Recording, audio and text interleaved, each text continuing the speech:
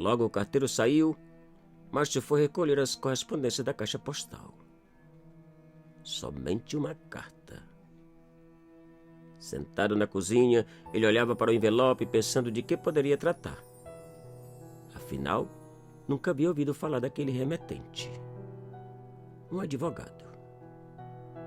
Nem sequer conhecia a cidade onde trabalhava.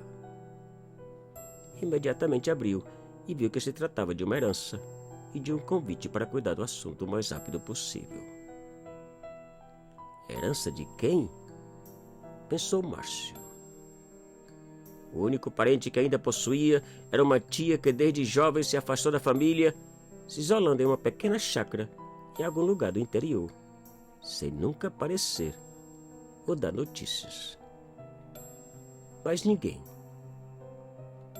Dias depois, Márcio viajou até a cidade, quase 200 quilômetros de sua casa.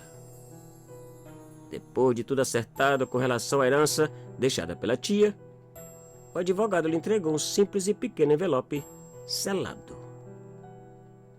E ele rapidamente o abriu. Para sua surpresa, não havia carta de despedida, número de uma conta bancária ou algo parecido. Apenas um simples desenho de um mapa com instruções e de uma casa com uma estranha frase ao seu lado. Não entre. Queima. Márcio não podia entender o que lia. E sem querer demonstrar o que sentia, se despediu e saiu.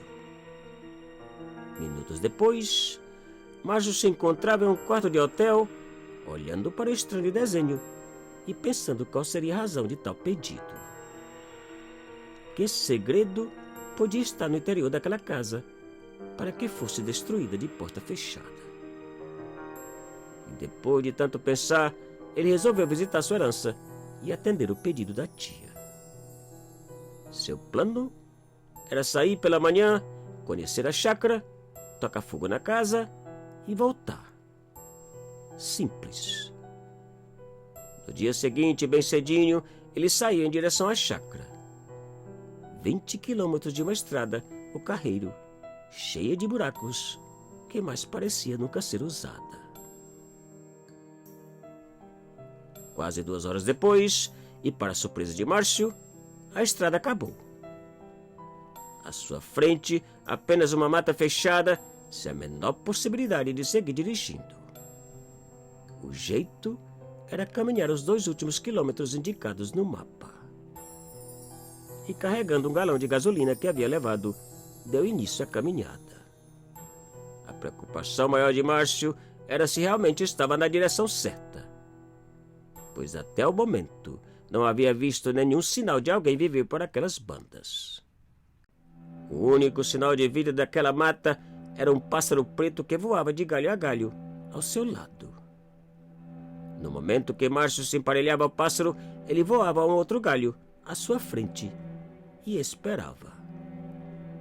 O estranho pássaro preto parecia indicar o caminho a seguir. Que estranho, pensou Márcio olhando para o pássaro e cada vez mais arrependido daquela viagem. A sensação estranha que sentia com cada passo que avançava era inexplicável. E seguiu. Minutos depois, a mata foi se abrindo, o pássaro desapareceu e Márcio pôde ver um enorme descampado e no meio dele, uma pequena e velha casa. Uma velha casinha de madeira ao lado de uma enorme árvore cujo topo se encontrava estranhamente coberto por pássaros pretos. Márcio parou e ficou a observar, admirado e ao mesmo tempo espantado com o comportamento dos pássaros, que pareciam observar em completo silêncio. E lentamente ele começou a caminhar em direção da casinha. Os pássaros lhe observavam mais atentos ainda. Ao parar em frente à porta, Márcio colocou o galão de gasolina no chão e ficou a pensar se entrava ou simplesmente cumpria o pedido da tia. não entre. Queima. Mas depois de olhar pela única janela e não poder ver nada no interior, ele decidiu contrariar o pedido e entrar. Naquele instante, os pássaros pretos começaram a se agitar. Porém, algo mais estranho que os pássaros aconteceu. Pois no momento que levantou a mão para abrir a porta, uma voz horripilante murmurou do lado de dentro. Entra. Naquele instante, e para susto ainda maior de Márcio, todos os pássaros voaram da árvore para o chão, frente à casa. Dezenas deles. Todos ao redor de Márcio, como se observasse atentamente o que ele pensava fazer. Márcio, assustado e sem entender o que passava, recuou alguns passos e ficou a encarar os pássaros. De repente, todos eles viraram para a porta da casa e aquela estranha voz voltou a repetir o mesmo chamado. Agora, de uma maneira ainda mais assustadora. Entra. Márcio quase caiu de susto. Enquanto ele corria para o meio do pasto afastado, os pássaros levantaram voo e começaram a circular a casa fazendo um barulho estranho e assustador. Márcio não podia acreditar no que via. Não sabia o que fazer. O medo de se aproximar da casa e ser atacado pelos pássaros era tremendo. E a voz? De quem era aquela voz? E enquanto pensava assustado e confuso, uma pequena chama apareceu onde ele havia deixado o galão de gasolina. E para assustar ainda mais o pobre Márcio, também apareceu o estranho vulto de uma mulher, que depois de olhar em sua direção, sumiu. E o galão explodiu. E o fogaréu começou. Enquanto a casa estalava e queimava, gritos horripilantes pareciam sair de dentro das chamas. Fosse o que fosse, agora ardia no fogo. E pouco a pouco, os pássaros foram baixando e pousando não muito longe de Márcio. Todos em silêncio e olhando para o fogo. Minutos depois, os gritos calaram e o fogo apagou. E um por um, os pássaros voaram e desapareceram. Hora de abandonar aquele maldito lugar. Ainda parado e perplexo, Márcio olhou pela última vez para as cinzas e saiu de cabeça baixa, deixando para trás e para sempre a sua estranha herança.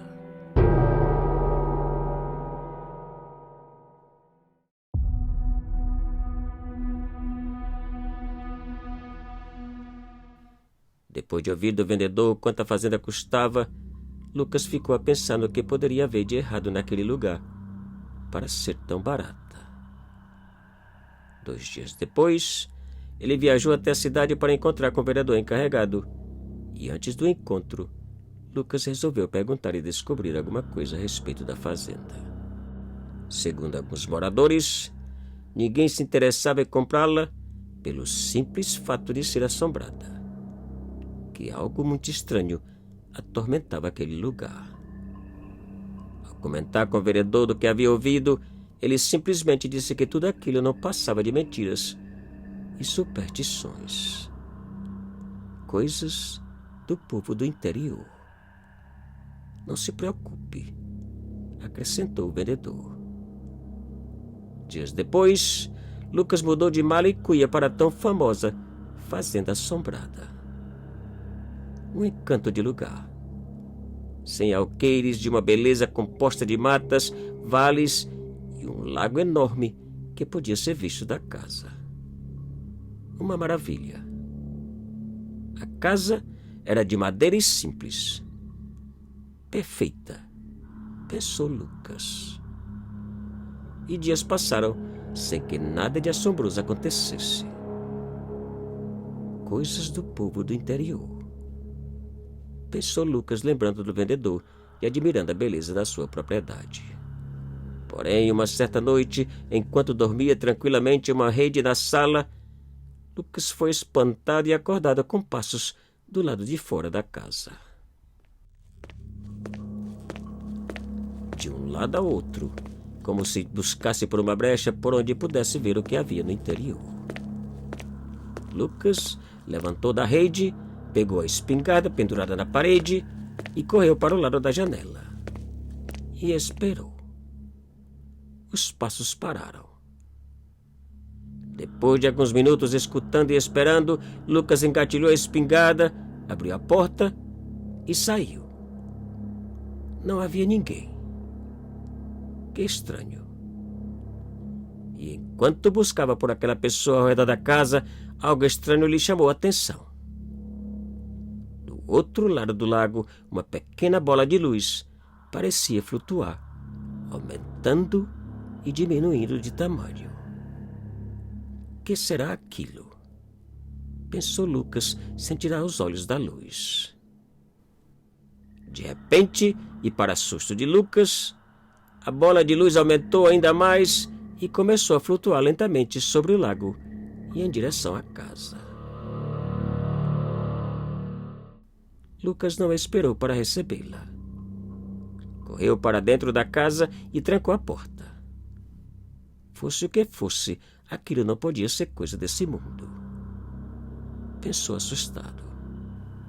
Segundos depois, a luz chegou e toda a casa parecia ser coberta por ela com uma claridade estranha, forte e inexplicável. No interior da casa, tudo estalava. As velhas paredes de madeira pareciam desmoronar a qualquer momento. Mas o mais estranho é que a bola não fazia nenhum barulho. Apenas iluminava de uma tal maneira que Lucas podia ver raios de luz penetrarem por pequenas brechas no telhado. Um pavor. Mas, para alívio de Lucas, aquela luz esquisita não demorou mais que uns 2 minutos. Apagou, sumiu e a escuridão e o silêncio regressou. E Lucas passou o restante da noite olhando para a porta com a espingarda nas mãos, sem entender ou saber o que havia passado e muito menos o que fazer. E o dia amanheceu. Tão logo o sol saiu, Lucas abriu a porta e ficou a olhar para a mata, atrás do lago, onde havia aparecido a estranha luz. Depois de alguns minutos, ele pegou a espingarda, um cantil com água e saiu naquela direção. Hora de conhecer o segredo da mata. Ao chegar na entrada, algo sinistro foi logo notado por Lucas. O silêncio. Nenhum barulho ou som era ouvido. Até parecia não haver pássaros ou insetos naquela mata. Simplesmente estranho. A cada passo que dava, os arrepios e a sensação de que estava sendo observado aumentavam. E quanto mais avançava, mais a sensação piorava. Para todo lado que olhava, parecia ver uma sombra, um rosto ou um vulto. E depois de uma hora caminhando, Lucas desistiu e regressou à casa. E outra noite chegou. Naquela noite, Lucas teve uma outra ideia. Pernoitar do lado de fora da casa para poder ver melhor o que acontecia em caso da luz retornar. Por volta das 10 horas, ele saiu deixando a porta aberta e se escondeu uns 200 metros de distância. E esperou. E as horas passaram. Enquanto o vento soprava ao redor da casa, a mata do outro lado do lago parecia imóvel e em silêncio. E finalmente, por volta da 1 da manhã, ele pôde ver uma pequena luz aparecer na entrada da mata. Lucas quase não podia conter o medo e a ansiedade. e, como da primeira vez, a luz começou a mover, aumentando e diminuindo de tamanho. Lucas observava sem sequer piscar os olhos. Minutos depois, a luz cresceu e lentamente começou a mover sobre o lago e em direção à casa.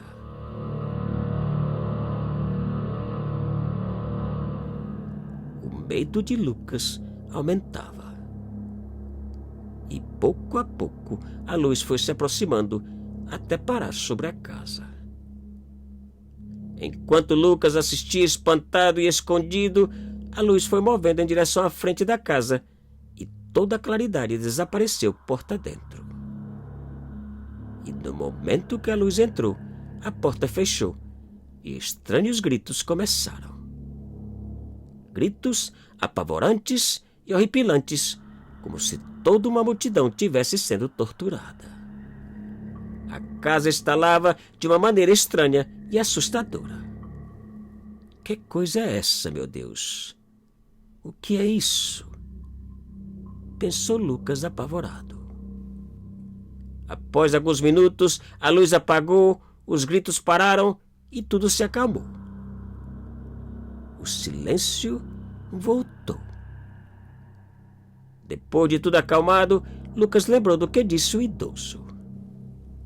Ali existe um segredo estranho e assustador, seu moço. O idoso estava certo.